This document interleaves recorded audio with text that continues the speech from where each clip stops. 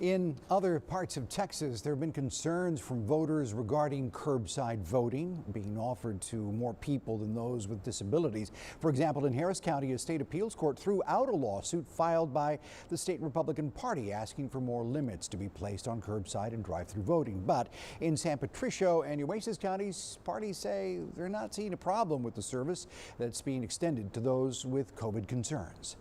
Legally, there is no way to actually investigate whether a person is disabled. That decision was made before COVID-19 even took place, that you can offer curbside voting to anyone that asks for curbside voting.